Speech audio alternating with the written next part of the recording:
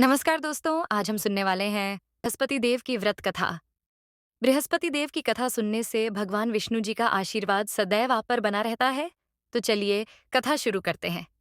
यदि दोस्तों आपने अभी तक हमारे YouTube चैनल को सब्सक्राइब नहीं किया है तो सब्सक्राइब करें और बेल आइकन को जरूर दबाएं, क्योंकि इससे हमारी आने वाली सभी वीडियो का नोटिफिकेशन आप तक पहुंच जाएगा।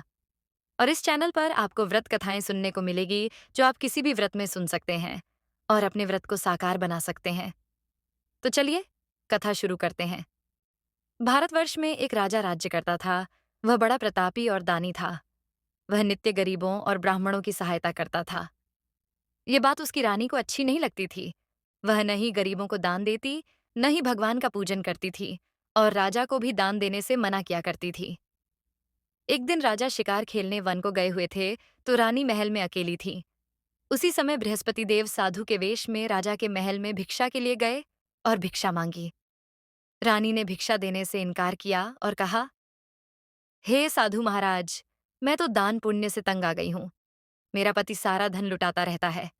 मेरी इच्छा है कि हमारा धन नष्ट हो जाए, फिर न रहेगा बांस और न बजेगी। बांसुरी साधु ने कहा, देवी, तुम तो बड़ी अजीब हो। धन संतान तो सभी चाहते हैं। पुत्र और लक्ष्मी तो पापी के घर भी होनी चाहिए। यदि तुम्हारे पास अधिक धन है तो भूखों को भोजन दो, प्यासों के लिए प्याऊ बनवाओ, मुसाफिरों के लिए धर्मशालाएं खुलवाओ।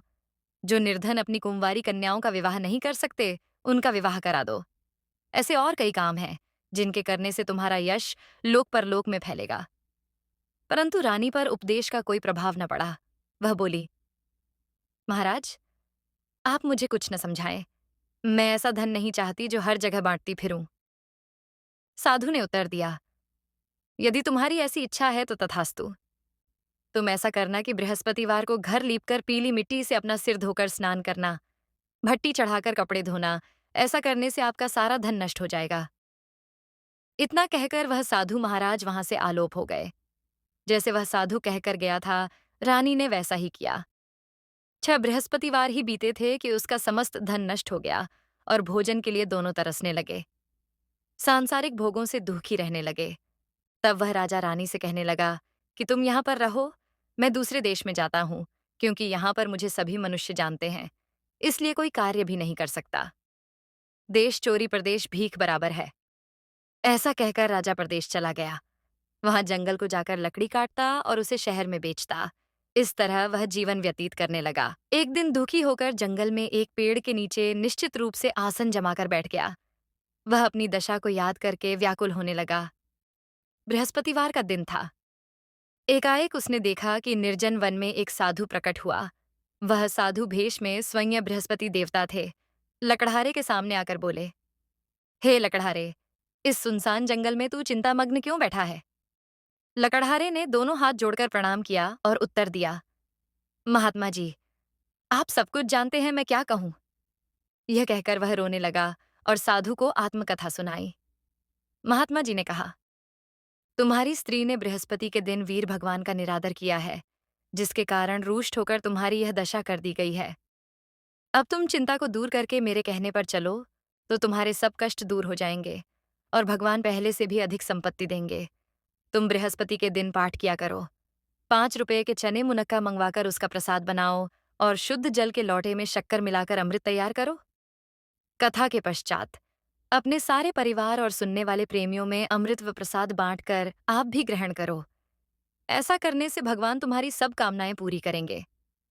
साधु के ऐसे वचन सुनकर लकड़हारा बोला, हे प्रभो, मुझे लकड़ी बेचकर इतना पैसा नहीं मिलता जिससे भोजन करने के उपरांत कुछ बचा सकूं।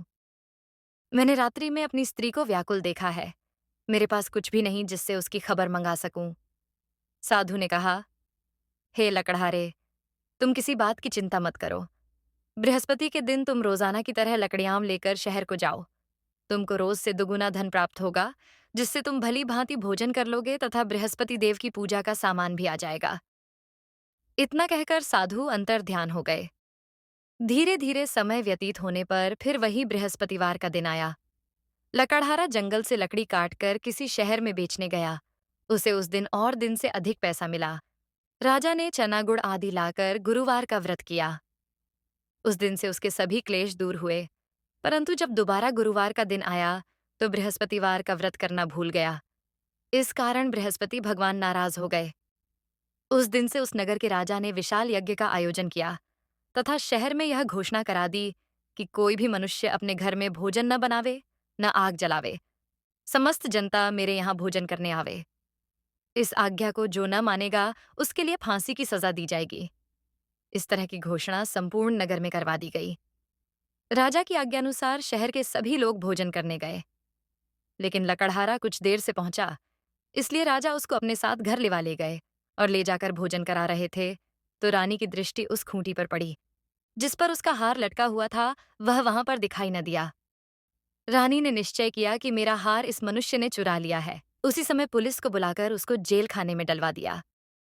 जब लकड़हारा जेल खाने में पड़ गया और बहुत दुखी होकर विचार करने लगा कि न जाने कौन से पूर्व जन्म के कर्म से मेरे लिए दुख प्राप्त हुआ है, और उसी साधु को याद करने लगा जो कि जंगल में मिला था।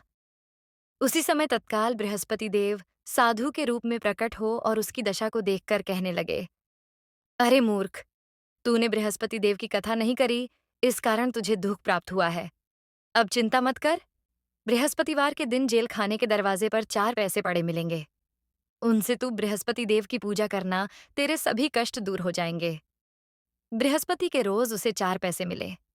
लकड़हारे ने कथा कही उसी रात्रि को बृहस्पति देव ने उस नगर के राजा को स्वप्न में कहा, हे राजा, तुमने जिस आदमी को जेल खाने में बंद कर दिया है वह निर्दोष है। वह राजा है, उसे छोड़ देना। रानी का हार उसी खूंटी पर लटका है।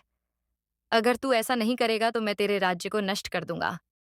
इस तरह रात्रि के स्वप्न को देखकर राजा प्रातःकाल उठा और खूंटी पर हार देखकर लकड़हारे को बुलाकर क्षमा मांगी तथा लकड़हारे को योग्य सुंदर वस्त्र व आभूषण देकर विदा किया तथा बृहस्पति देव की आज्ञानुसार लकड़हारा अपने नगर को चल दिया।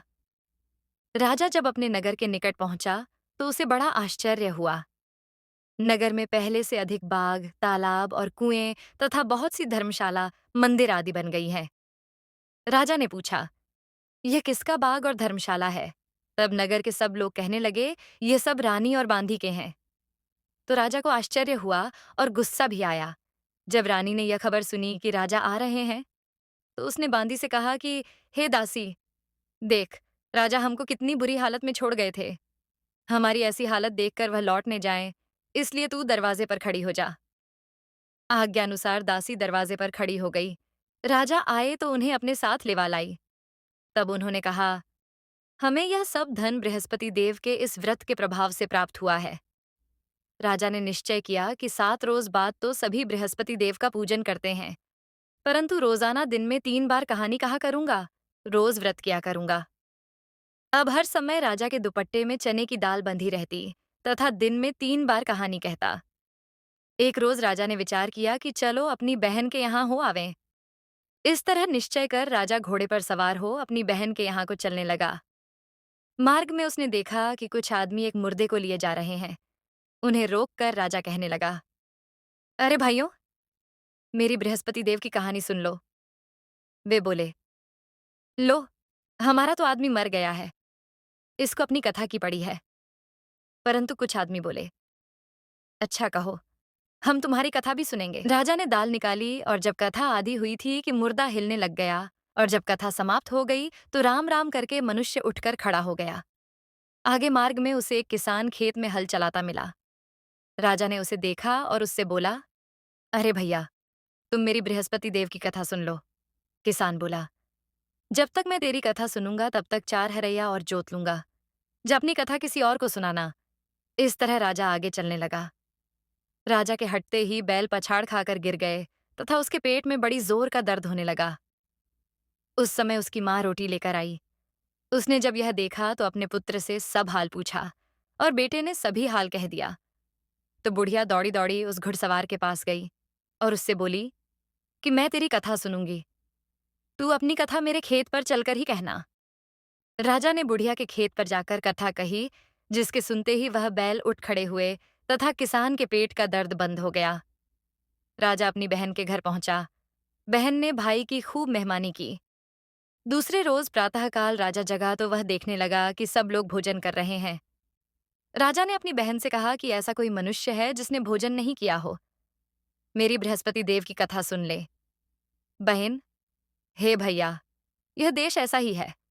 पहले यहाँ लोग भोजन करते हैं, बाद में अन्य काम करते हैं। अगर कोई पड़ोस में हो तो देख आऊं। वह ऐसा कहकर देखने चली गई, परंतु उसे कोई ऐसा व्यक्ति नहीं मिला जिसने भोजन न किया हो। अतः वह एक कुम्हार के घर गई, जिसका लड़का बीमार था। उसे मालूम हुआ कि उनके यहाँ 3 रोज से किसी ने भोजन नहीं किया है। रानी ने अपने भाई की कथा सुनने के लिए कुम्हार से कहा। वह तैयार हो गया। राजा ने जाकर बृहस्पतिवार की कथा कही, जिसको सुनकर उसका लड़का ठीक हो गया। अब तो राजा की प्रशंसा होने लगी। एक रोज राजा ने बहन से कहा कि हे बहन, हम अपने घर को जाएंगे, तुम भी तैयार हो जाओ। राजा की बहन ने अपनी सास से कहा। सास ने कहा, हाँ चली जा, परंतु अपने लड़कों को मत ले जाना, क्योंकि तेरे भाई के कोई औलाद नहीं है। बहन ने अपने भाई से कहा, हे भैया, मैं तो चलूंगी, परंतु कोई बालक नहीं जाएगा। राजा बोला, जब कोई बालक नहीं चलेगा तब तुम क्या करोगी? बड़े दुखी मन से राजा अपने नगर को लौट आया। राजा ने अपनी रानी से कहा, हम निर्वंशी राजा हैं, हमारा मुंह देखने का धर्म नहीं है और कुछ भोजन आदि नहीं किया। रानी बोली, हे प्रभु, बृहस्पति देव ने हमें सब कुछ दिया है, हमें औलाद अवश्य देंगे। उसी रात को बृहस्पति देव ने राजा से स्वप्न में कहा, हे राजा, उठ, सभी सोच त्याग दे, तेरी रानी गर्भ से है। राजा की यह बात सुनकर बड़ी खुशी हुई। 9वें महीने में उसके गर्भ से एक सुंदर पुत्र पैदा हुआ। तब राजा बोला, हे रानी, स्त्री बिना भोजन के रह सकती है, बिना कहे नहीं रह सकती। जब मेरी बहन आवे तो मुझसे कुछ कहना मत। रानी ने सुनकर हाँ कर दिया। जब राजा की बहन ने यह शुभ समाचार सुना तो वह बहुत खुश हुई तथा बधाई लेकर अपने भाई के यहाँ आई। तभी रानी ने कहा कि घोड़ा चढ़कर तो नहीं आई, गधा चढ़ी आई। राजा की बहन बोली, भाभी, मैं इस प्रकार न कहती, तो तुम्हें औलाद कैसे मिलती? बृहस्पति देव ऐसे ही हैं, जैसी जिसके मन में कामनाएं हैं, सभी को पूर्ण करते हैं। जो सद्भावना पूर्वक बृहस्पतिवार का व्रत करता है एवं कथा पढ़ता है अथवा सुनता है, बृहस्पति देव उसकी मनोकामना पूर्ण करते हैं। भगवान बृहस्पति देव उसकी सदैव रक्षा करते हैं। संसार में सद्भावना से भगवान जी का पूजन व्रत करके सच्चे हृदय से उसका मनन करते हुए जयकारा बोलना चाहिए। तो इसी प्रकार बृहस्पति देव की कथा संपूर्ण हुई। यदि कथा अच्छी लगी हो तो वीडियो को लाइक करो और ऐसी ही कथा सुनने के लिए हमारे YouTube चैनल को सब्सक्राइब करें।